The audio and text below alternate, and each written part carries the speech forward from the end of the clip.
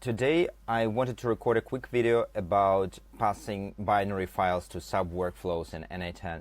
This might sound like a complex or advanced topic, and you probably wouldn't run into it when you're just starting out with n8n, but if you're doing some more advanced flows, at some point you want to create subworkflows. And I found this question on Reddit as well as on n8n community website, so I decided to cover this topic. Let's imagine a workflow where we do some stuff with files, and then at some moment we want to recognize the text on the file and do some other operations with it. Let's say get a structured output JSON or pass it through some additional model, and then get back some expected output. When you think of it in software development terms, this is basically a function or a method. It expects some inputs, let's say the file itself and some additional params, and it has some outputs. Let's say it outputs the text that was recognized in some specific format. This is a good thing to create a subworkflow, so you don't need to have all the nodes in multiple workflows that are doing the same thing. You can have a subworkflow, let's say call it an image PDF recognition workflow. This is a simple version of it, but the idea is that you have some inputs, then you have some conditions, and then depending on the conditions you want to use one OCR provider or another provider or do something else. The problem that we have in n8n, that by default when you open this trigger, which is the executed by another workflow trigger, you will find out that when you either define the JSON or you define the fields, you cannot define the field type as binary, and so there is no way to pass the file, as it seems from the first glance. Two possible solutions here. The first one is clicking to accept all data here, which is not really a great way to do this, but it is a very straightforward solution. As soon as you do this, you will be able to pass only binary file to this workflow, so there will be no additional params, but the binary file will go through. It will be accessible through the data variable. Another way of doing this, and this is what I've done here, is actually passing the file as a string. And to do so, we need to first convert it to the string in our parent workflow.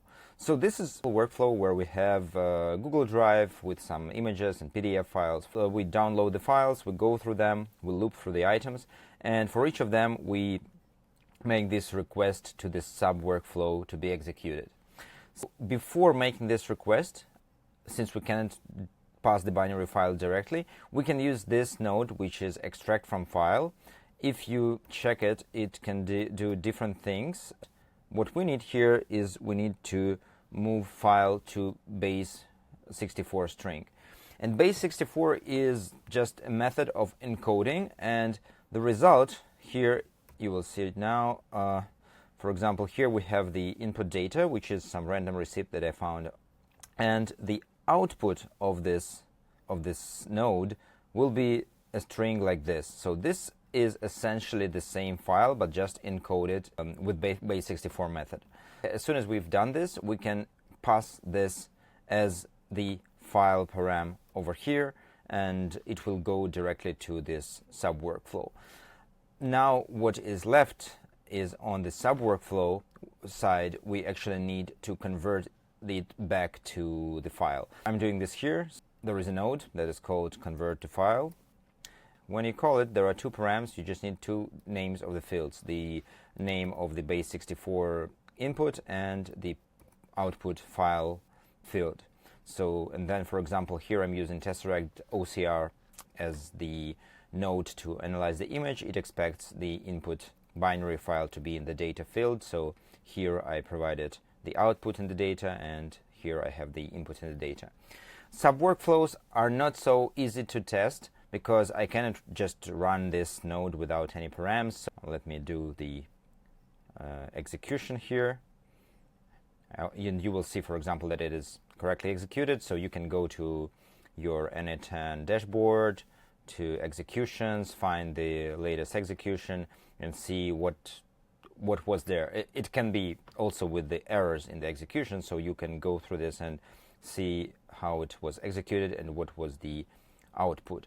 In this case, we've passed this type as tesseract.js, and it went to this branch. And let's say in other workflow that I have, I want to use some other OCR provider. When I test this, it's going to go to the false branch in my if statement here, so it will return some other data, or ideally it will use some other provider. I hope this was helpful.